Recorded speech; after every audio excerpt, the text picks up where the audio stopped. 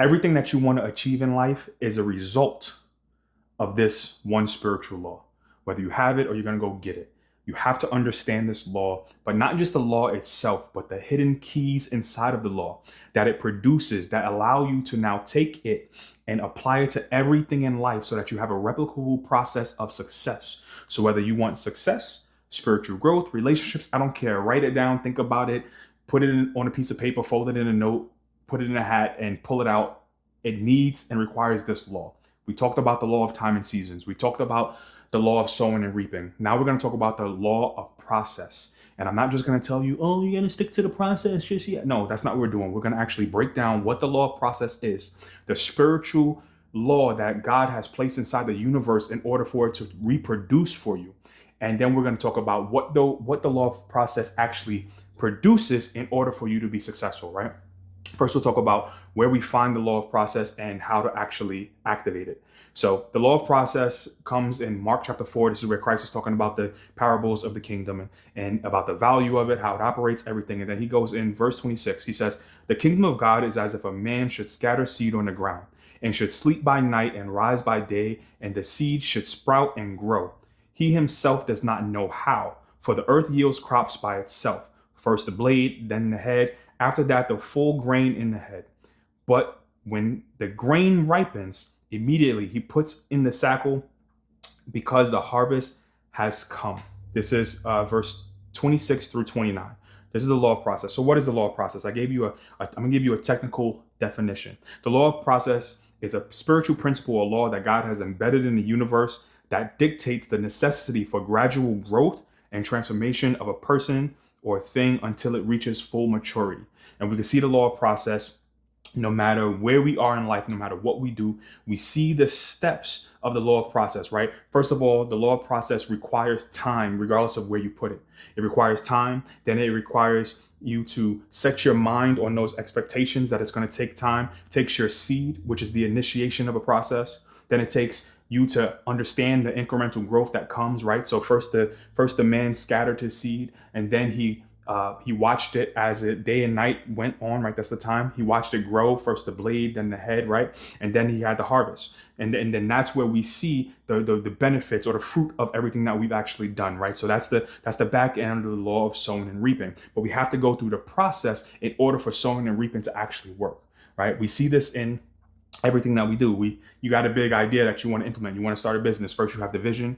Then you have the strategy, right? You strategize, you put in a working plan, then you actually work that plan, you put in the sweat equity to actually get, and then you see the success, right? And you reap the fruits of your labor. Or if you don't see the success, you now have the opportunity to restructure where you failed at and then re-implement that process again until you get success, right? We see it in, fitness or sports performance or, anywhere inside the gym.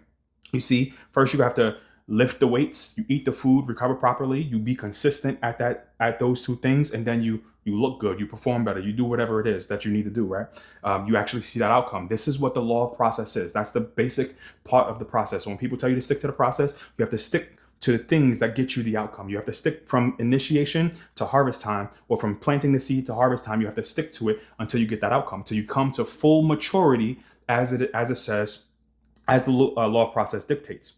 But the more important thing is the keys that are hidden inside of the law of process that it produces in order for you to actually replicate this everywhere and for you to actually become a better person on the other side of the thing that you're actually chasing, right? Because I always say people are more worried about the bag that they're chasing instead of the person who's going to be carrying the bag when they get it, right? So you have to go through the character development in order to actually experience the full fruits of that labor when you actually are going through the law of process. So what are the three things that it produces in order for us to actually step out on the other side and enjoy what we're actually chasing? The first thing that the law of process produces is patience, right? And I define patience like this. Patience is the ability to endure without frustration or giving up, right? Endure what? You're going to endure delays. Right, you're going to endure the delays that are coming. You're going to endure the difficulties, and you're going to wait for things to fully develop into their maturity.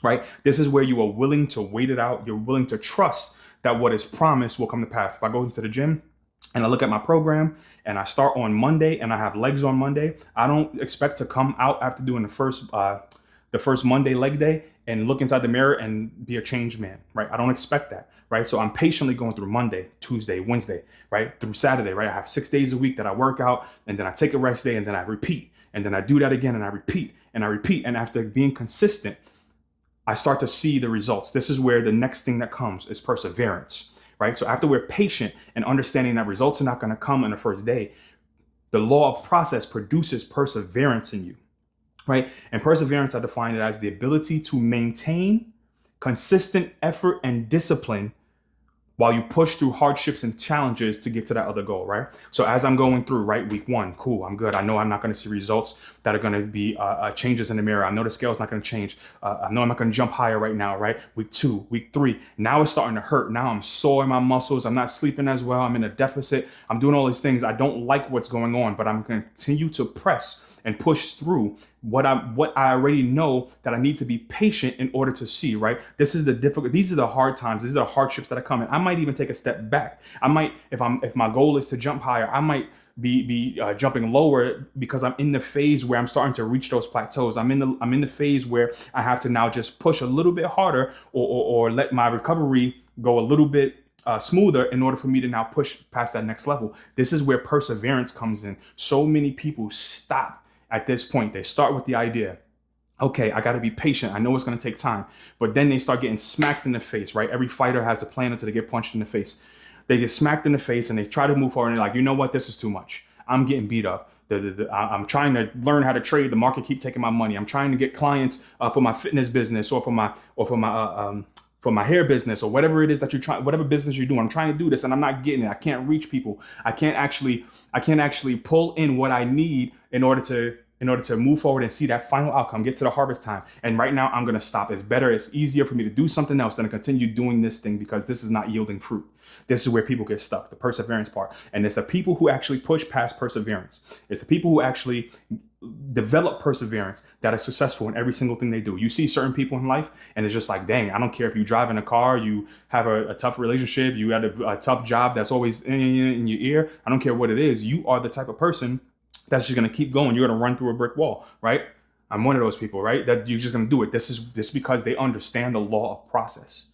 They understand what the law of process, not only do they understand it, but they have allowed the law of process to develop perseverance inside of them, right? So perseverance, that's your willingness and your ability to maintain consistent effort and discipline while you're pushing through hardships. Now it's the combination of patience and perseverance that produce number 3. And this is what we're all looking for, prosperity.